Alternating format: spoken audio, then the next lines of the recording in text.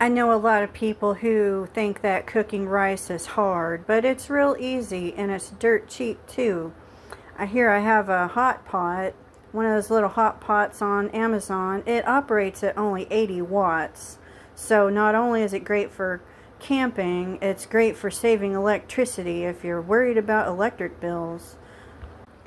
You can also cook your rice in a pot on the stove top, and that might take a little bit more electricity, but if that's all you have, then that's what'll work. The trick is to leave the lid on and leave it alone. Don't open the lid, don't stir it, you're letting out the steam. So here we go with some dirt cheap rice.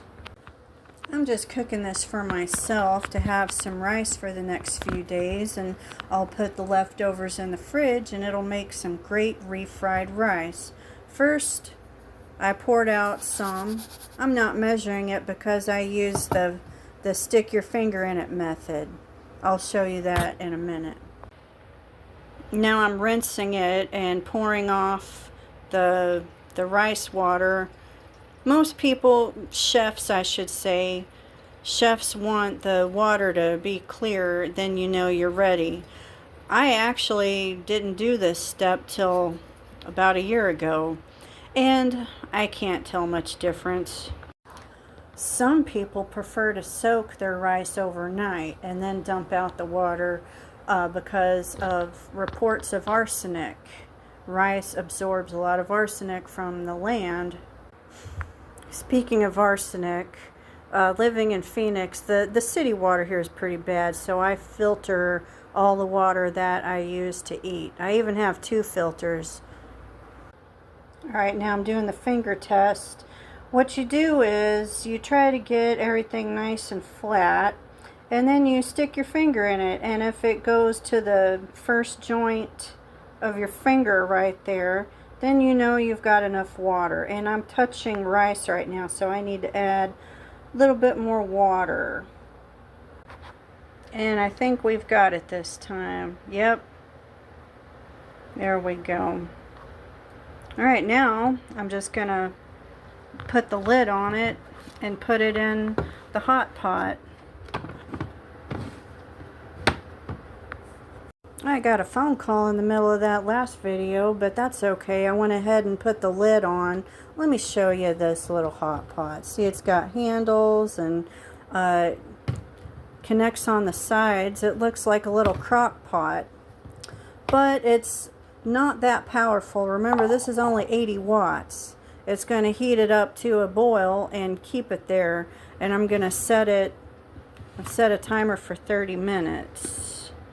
See how that works. And then this little pot comes out.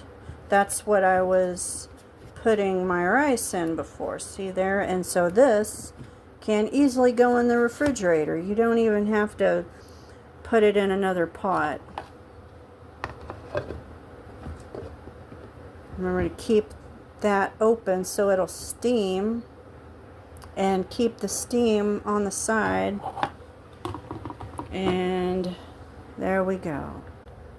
This one comes with two cords, 2 power cords, one for the wall and one for your car, so you can eat rice on the go. Alexa, set a timer for 30 minutes. 30 minutes, starting now. So I wanted to show you some other things you can cook in a hot pot like this. You know, they're real versatile. You don't have to use a microwave for everything, and in fact, the microwave is more wattage and more expensive. This is some powdered soup. You'd use that and add some real taters and make it taste more flavorful. These protein bowls, they're often on sale. And even beans.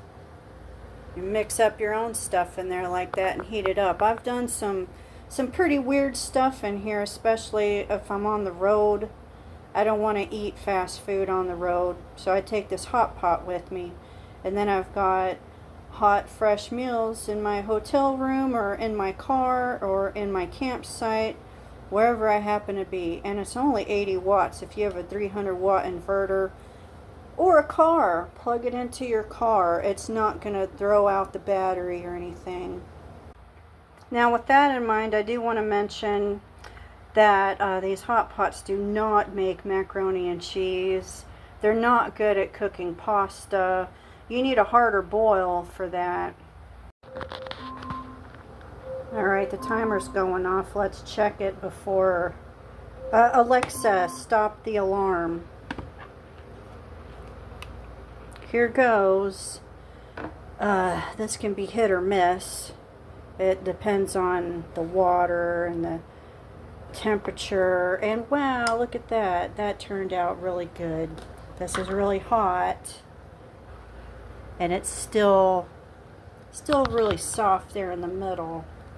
So I'm going to unplug it and let it sit for a while. Just let it sit and keep absorbing the water. And I'll show it to you in a few minutes. And now I let it rest after cooking, and it absorbed the extra water and it didn't burn, which is why I like to let it sit and rest. I tasted it before I let it rest, and the kernels were a little crunchy here and there. So I didn't drain any excess water. Now it's not super fluffy. That's why I said it's hit or miss. And it also depends on the variety of rice you get. This was short grain rice. Long grain rice tends to come out, it tends to come out more even. But I probably paid, I don't know, $1 or $2 for the bag. And I get about 10 uses out of it. So we're looking at 10 to 20 cents right here. And that's pretty dirt cheap. I'm gonna get off here and make some beef to go with this. And that'll be a separate video. Have a good one.